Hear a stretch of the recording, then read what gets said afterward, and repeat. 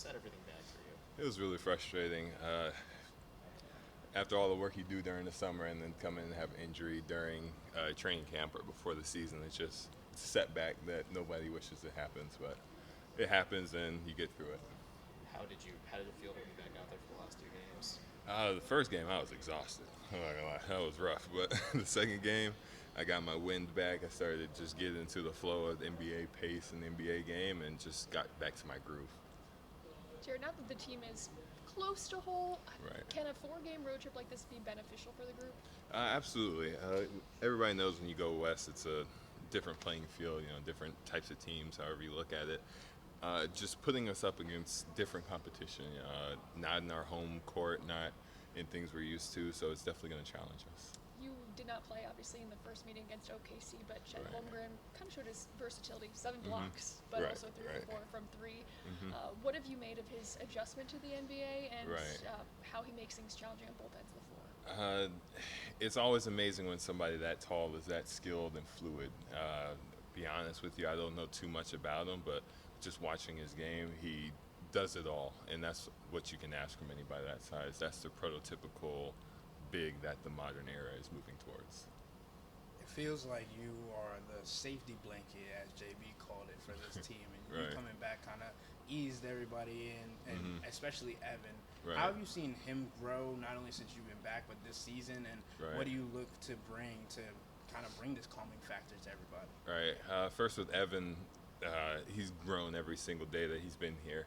Now he's bringing the ball up the court, not even passing it and going to dunk it on the other end. That's not something you see every day, except for Chet Holmgren. But for me, just I'm there to do whatever the team needs me. I'm there if they need me to block shots, if they need me to switch 1 through 5, if they need me to bring the ball up, I'll do whatever they want me to. It seems like you and Evan being kind of like the twin towers in the paint makes it a lot easier for everybody else, and also on the defensive end, and it just makes it so people can be more aggressive on the 3-point line. What is Right. that, knowing that you two are kind of the pinnacle?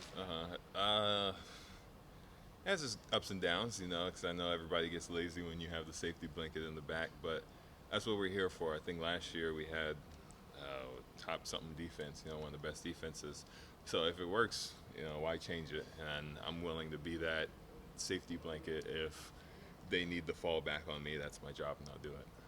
We haven't really gotten the chance to ask you about kind of the new spacing that the team has this year now. Right.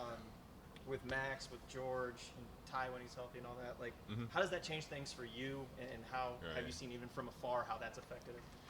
It changes the game in terms of spacing. Whenever you have guys that can make shots, everybody's worried about their man. So let's say on the pick and roll, that will leave me wide open for the dunk or something. Or if they collapse, I can confidently hit Max in the corner for him to knock down a 3.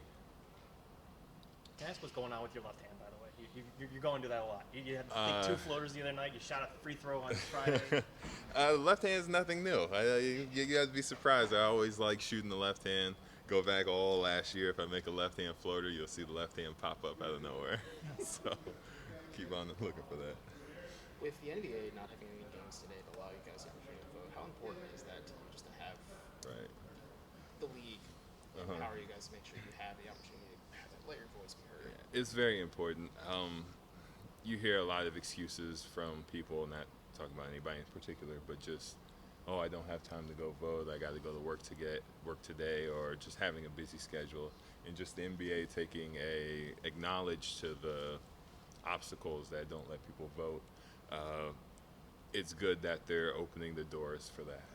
And on a broader or happier subject. Yes, I love You happy said you're subjects. broadening your horizons during media Yes. day after I asked you about any Pokemon. What is broadening your horizons? I just finished Lord of the Rings Fellowship of the first book, and it was a slog, but it's just broadening my horizons.